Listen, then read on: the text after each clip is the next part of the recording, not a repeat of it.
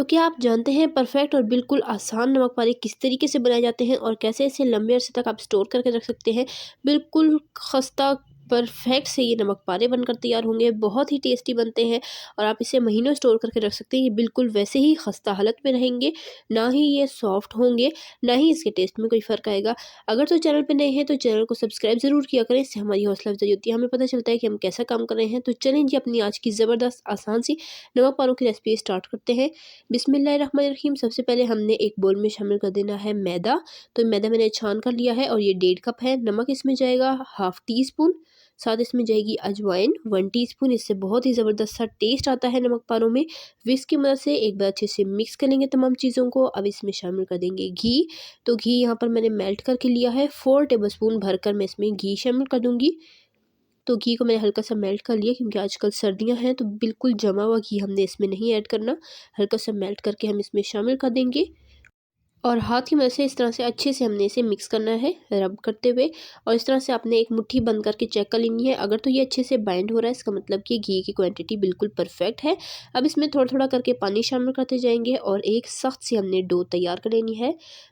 तो एंड पे मैं आपको चेक करा दूंगी कि 1.5 कप मैदे में हमने कितना पानी इस्तेमाल किया है।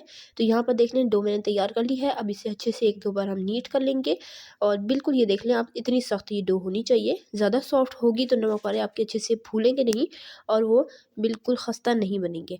तो यहाँ पर डो हमारी तैयार हो चुकी है। हाथ पर हल्का सा ऑयल लगाकर पूरी डो पर लगा देंगे और इसे हमने 15 से 20 मिनट का रेस्ट दे देना है। और पानी यहाँ पर मैंने 1 कप लिया था, आधा यूज़ किया है।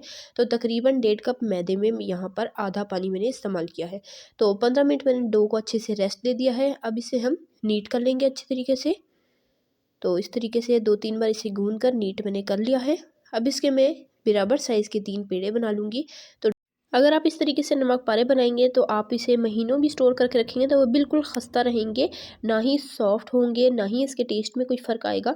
और बहुत ही ये टेस्टी नमक पारे बनकर तैयार होते हैं। आप रेसिपी को ट्राई ज़रूर कीजिएगा। चैनल पे नए हैं तो चैनल को सब्सक्राइब कर लिया करें, इससे हमारी हौसला अफजाई होती है और हमें पता चलता है कि हम कैसा काम कर रहे हैं। तो चैनल को अपने सब्सक्राइब ज़रूर करना है और प्यारा सा कीमती सा कमेंट करके मुझे बता दिया करें कि आपको मेरी रेसिपीज़ कैसी लगती हैं और आप मेरे चैनल पर किस तरह की रेसिपीज़ देखना चाहते हैं। तो यहाँ पर मैंने एक पतली सी रोटी बेल ली है।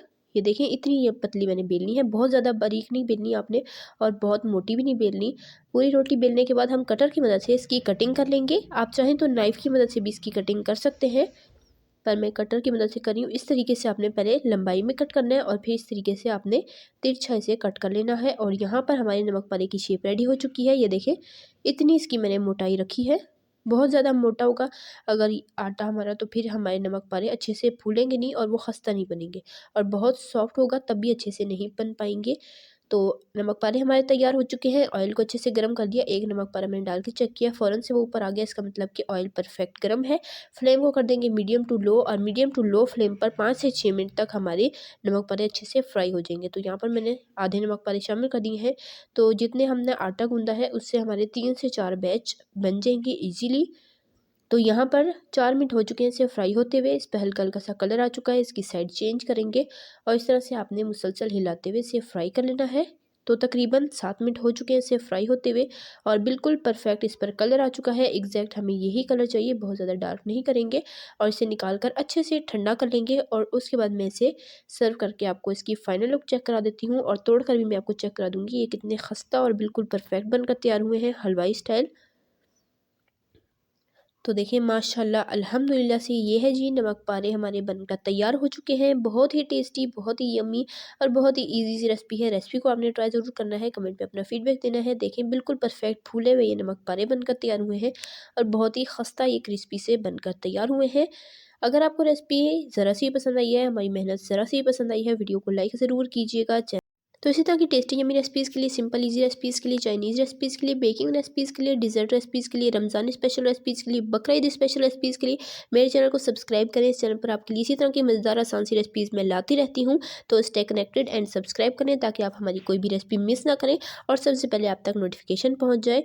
तो यहाँ पर देख लें कितने ये खस्ता से हमारे नमक पारे बनकर तैयार हुए हैं। इंशाल्लाह फिर मिलेंगे नेक्स्ट मज़ेदार आसान सी रेसिपी के साथ। तब तक के लिए अल्लाह हाफ़िज़। अपना रखिएगा ढेर सारा ख्याल, दुआ में याद रखिएगा। अल्लाह हाफ़िज़।